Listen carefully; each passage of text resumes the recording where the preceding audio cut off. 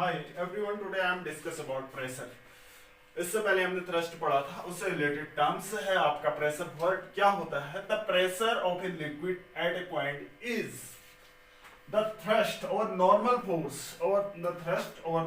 Force exerted by the liquid at rest per unit area is called that point is called pressure। देखिए आपकी pressure हम generally क्या लेते हैं? Suppose आपका क्या है, एफ फोर्स लग रहा है acts normally over the flat area A पर, ए एरिया है और एफ फोर्स लग रहा है परपेंडिकुलर फोर्स। तो जनरली हम इसे P से डिनोट करते हैं। देखिए वहां पर हम गलती कर जाते हैं। P इज इक्वल टू, एक तो फॉर्मूला होता है एफ अपॉन ए हम पढ़ते हैं, लेकिन एक ऐसा भी होता है एफ अपॉन ए। इसके अलावा ये होता है आपका एफ परपेंडिकुलर अपॉन ए। देखो ये भी गलत है, ये भी गलत है, ये फॉर्मूला सही है। या ऐसा होना चाहिए P इज इक्वल टू क्या, thrust upon area, THRUS, thrust upon area होना चाहिए। या तो P is equal to thrust upon area या P is equal to F perpendicular upon area. Generally हम क्या लिखते हैं? एफ अपॉन ए। रियल में ये है, ऐसा है एफ परपेंडिकुलर अपॉन से, हम एफ अपॉन ए से ही लिखते हैं। ठीक है, रियल में क्या है? एफ परपेंडिकुलर अपॉन एरिया, यानी रेशियो है आपका thrust to the area. Thrust क्या होता है? परपेंडिकुलर फोर्स होता है, मैंने बताया था वॉल में इससे पहले वाली वीडियो में। ये क्या होता है आपका? परपेंडिकुलर फोर्स होता है। ठीक है, इसे हम कहते हैं थ्रस्ट। तो आप देखिए परपेंडिकुलर फोर्स जो होगा किसी नॉर्मल सरफेस, ये कैसी क्वांटिटी है आपकी? परपेंडिकुलर फोर्स है। फोर्स कौन सा परपेंडिकुलर लग रहा है उसी को हम क्या कहेंगे? देखो सपोज हम किसी सरफेस की बात करते हैं। कौन सरफेस है? इस टाइप का सरफेस है जो ये क्या है, ठीक है। किसी पॉइंट पर हमारा क्या है, ये बन रहा है, फोर्स ऐसे लग रहा है आपका, एफ फोर्स ऐसे लग रहा है। तो कौन सा फोर्स हम लेंगे? देखिए अगर हम इसको कंपोनेंट्स में डिवाइड करते हैं, तो ये क्या होगा आपका एफ कॉस थीटा, और ये क्या होगा आपका एफ साइन थीटा। ये परपेंडिकुलर फोर्स यहाँ पर क्या होगा? एफ कॉस थीटा होगा। ठीक है, तो हम फोर्स कौन सा लेंगे? जो परपेंडिकुलर फोर्स जो लग रहा है पर यूनिट एरिया पर, उसे हम क्या कहते हैं? प्रेशर कहते हैं। ठीक है, इसको देखिए। अब ये कैसी क्वांटिटी है आपकी? क्वांटिटी कैसी है आप देख सकते हैं। ये क्या है? एक स्केलर क्वांटिटी है। कहीं कहीं आपको टेंसर भी मिलेगा जो आपके सिलेबस में नहीं होगा। ये क्या है? आपकी स्केलर क्वांटिटी है, स्केलर क्वांटिटी है। कहीं आपको इसको टेंसर भी लिखा होगा, ये आपके उसका नहीं है। ठीक है, ये क्या होती है? आपकी टेंसर होती है। देखो ये क्या होते हैं? आइसोट्रोपिक होती है। देखो स्केलर क्या है? आइसोट्रोपिक मींस किसी पॉइंट पर, देखो किसी पॉइंट पर सभी डायरेक्शन में क्या लगता है आपका? बराबर फोर्स लगता है। देखो ये क्या है? अलग अलग ये पॉइंट है। ये अगर ये कंटेनर है, इसमें क्या है? बहुत प्यारा कुछ हो रहा है, तो यहाँ पर भी फोर्स लग रहा है, यहाँ पर भी, यहाँ पर ये यहाँ से P is equal to F upon A होता है, F is equal to P into A. यहाँ पर भी ये क्या लगेगा? लेकिन डायरेक्शन अलग अलग है, मैग्नीट्यूड क्या होता है? सेम होता है। देखो यहाँ पर भी P इंटू ए लगेगा, यहाँ पर भी P इंटू ए लगेगा, यहाँ पर भी P इंटू ए, P इंटू ए, P इंटू ए, P इंटू ए। इसको हम ज्यादा आगे पास्कल रूल में डिस्कस करेंगे। तो ये आइसोट्रोपिक है भाई, हर डायरेक्शन में फोर्स लग रहा है, तो तभी हमने इसको क्या कहा? स्केलर क्वांटिटी कहा।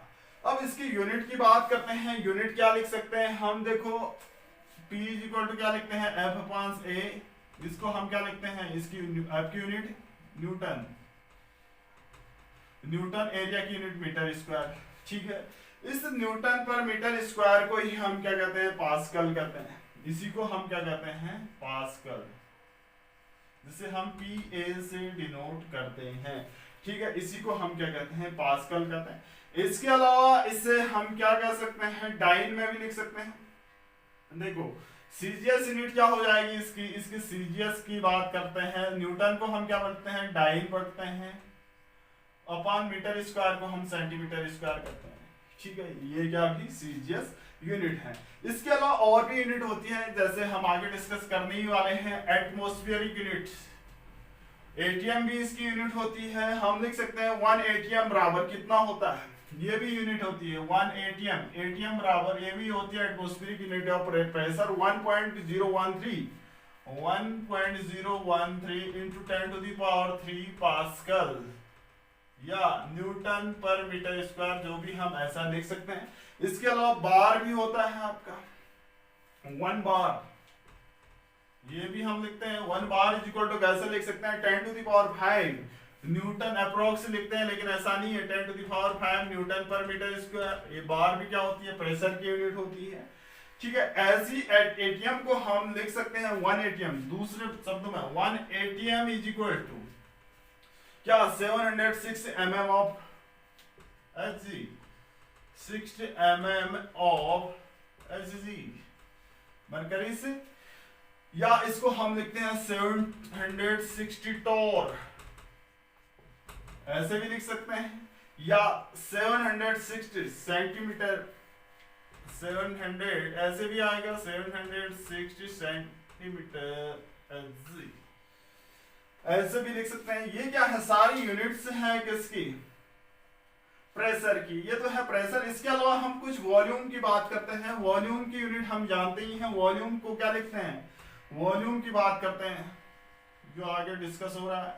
वॉल्यूम इसकी यूनिट होती है litre. 1 litre is equal to क्या होता है, यूनिट क्या होती है, लीटर होती है। 1 लीटर बराबर हाउ मेनी मीटर क्यूब, यानी इसको हम क्या लिखते हैं 10 to the power -3 metre cube. इसको कितने सेंटीमीटर में कन्वर्ट करते हैं तो 10 to the power 3 centimetre cube. ये क्या है, वॉल्यूम की यूनिट होती है लीटर, और इसको हम मीटर क्यूब में कन्वर्ट कर सकते हैं। ठीक है, तो क्या बड़ा होता है यहाँ पर, मीटर बड़ा होता है, या हम और भी टर्म्स में लिख सकते हैं। अब देखो इसके pressure, variation of pressure vertically with depth, pressure कैसे वेरी करता है वर्टिकली, कैसे हॉरिजॉन्टली वेरी करता है, ये हम शो करने जा रहे हैं, प्रूफ भी करते हैं, जो आप लगभग डिस्कस कर चुके हैं। देखिए वेरिएशन ऑफ प्रेशर्स, ये तो वर्टिकली कैसे वेरी करता है और हॉरिजॉन्टली कैसे वेरी करता है प्रेशर आपका। देखिए variation of pressure, variation of pressure, pressure vertically with depth, with depth, यानी गहराई के साथ प्रेशर कैसे वेरी करता है। देखिए ये क्या है, हमारा कोई कंटेनर है, इसमें हमने क्या रखा है, लिक्विड रखा है। इसमें क्या है आपका, लिक्विड है।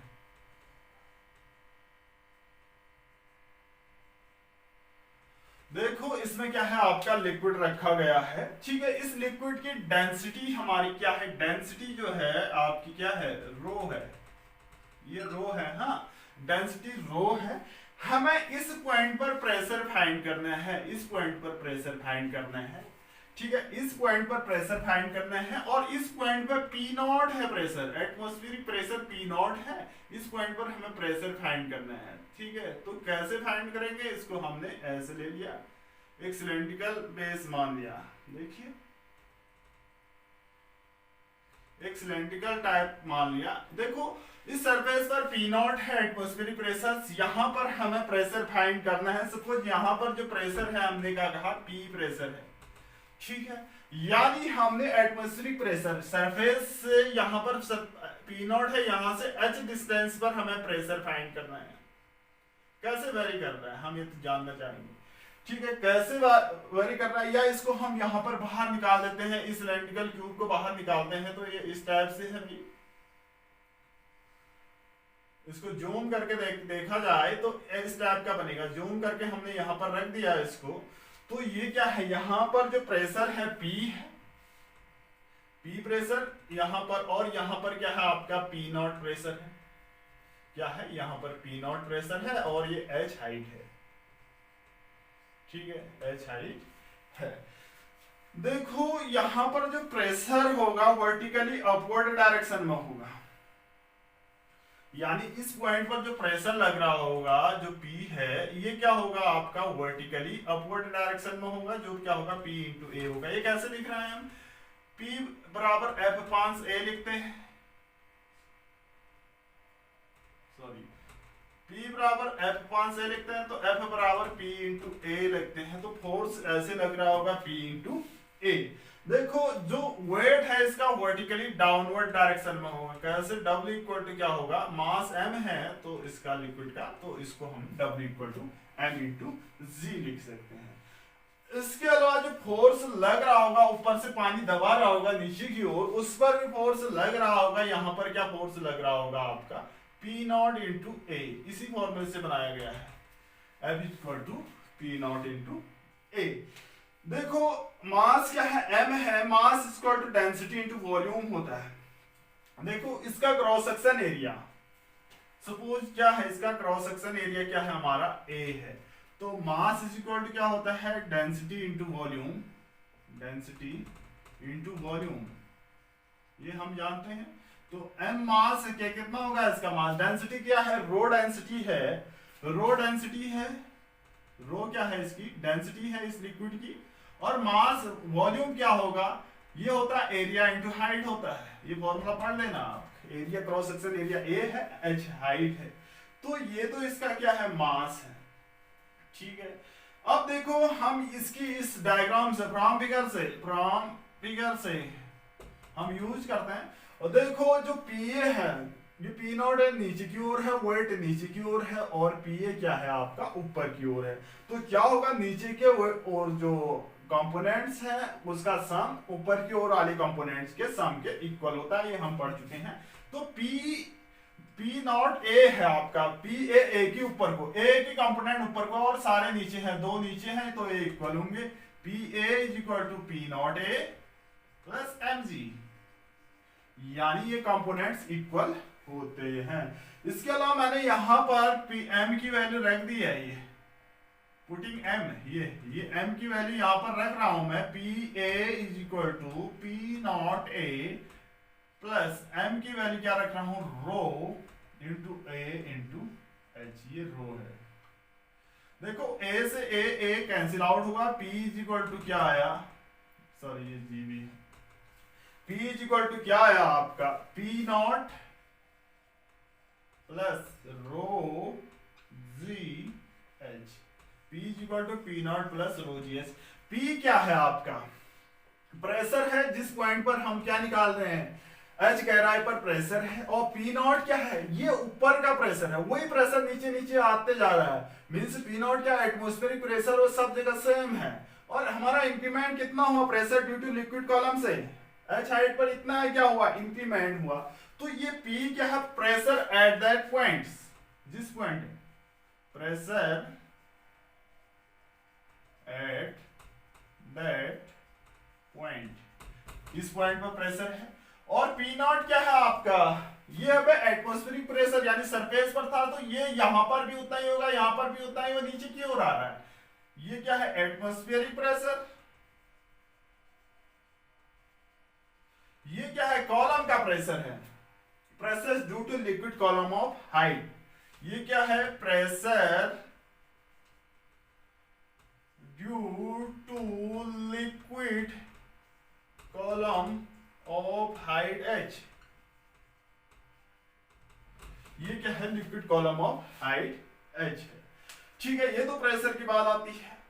इसके अलावा हम बात कर रहे हैं, अब इसमें एक ग्राफ ड्रॉ कर सकते हैं, प्रेशर किसी पॉइंट पर प्रेशर और हाइट पर कैसे वेरी करता है। देखिए एक ग्राफ है आपका, कर्व कैसे ड्रॉ करते हैं हम प्रेशर और डेप्थ में, ये क्या है हमारी, ये H है, डेप्थ है, और ये क्या है हमारा प्रेशर है, ये प्रेशर है, ठीक है। तो ये इस टाइप का ग्राफ शो होगा, ये ऐसे ग्राफ शो होगा, ये क्या कहलाएगा आपका एटमॉस्फेरिक प्रेशर, इसको हम कहेंगे P0 एटमॉस्फेरिक प्रेशर, ठीक है।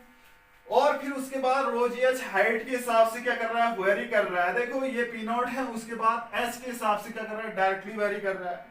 तो यहां पर हम क्या लिख सकते हैं, देखो इस फॉर्मूले से हम क्या लिखते हैं, P is equal to P0, इसको हम ऐसा भी लिख सकते हैं, P is equal to rho G H plus P0, P not constant है यहाँ पर, तो यहां से स्लोप भी निकाल सकते हैं। सपोज ये एंगल थीटा है, ये थीटा है, इसको हम क्या कहते हैं स्लोप, यानी ये टेन थीटा होता है आपका, टेन थीटा कहलाता है, ये स्लोप होता है, टेन थीटा होता है। अगर हम एक इक्वेशन से, स्लोप की इक्वेशन से हम क्या करते हैं, वो करते हैं कंपेयर करते हैं, तो ये तो सी कांस्टेंट है, ये पी नॉट कांस्टेंट है।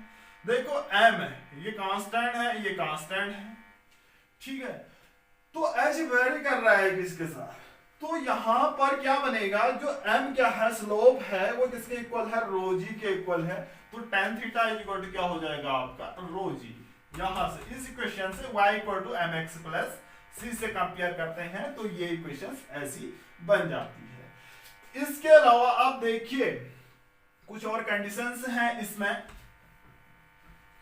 सपोज करो किसी कंटेनर में क्या है, यहां का प्रेशर क्या है, यहां का प्रेशर क्या है P1 है ऊपर, और नीचे क्या है, यहां क्या है P1 है, यहां P1 है, और यहां क्या है आपका P2 प्रेशर है, और इसके बीच की डिस्टेंस क्या है आपकी H है।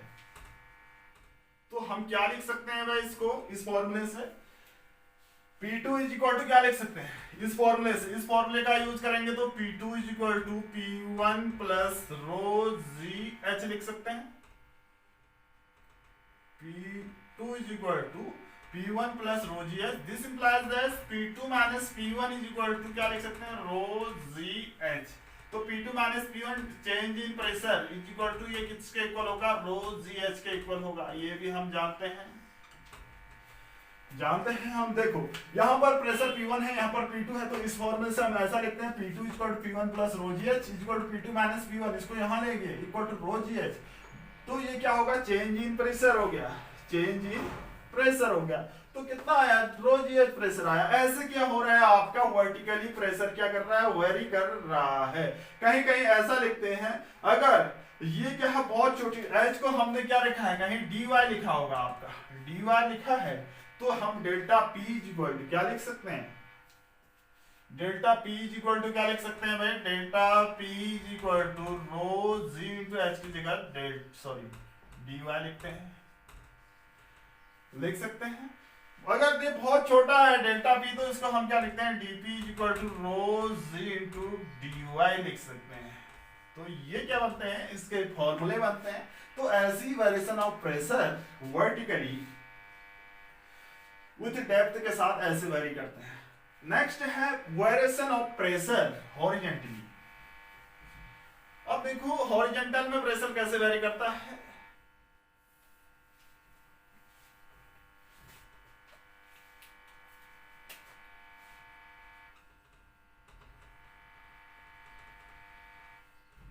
कैसे हॉरिजॉन्टल वेरी करता है आपका प्रेशर। देखो ये क्या है, कंटेनर में लिक्विड है, रेस्ट में है होता है आपका, ये क्या है एक कंटेनर है, इसमें क्या है आपका लिक्विड है। तो हमें हॉरिजॉन्टल कैसे वेरी करता है प्रेशर, इसको हम देखना है। एक पॉइंट यहां पर ले लेते हैं, एक पॉइंट यहां पर ले लेते हैं, दो पॉइंट लेते हैं। इससे हम एक सिलेंड्रिकल सरफेस ड्रॉ कर लेते हैं। क्या करते हैं, सिलेंड्रिकल सरफेस ड्रॉ किया,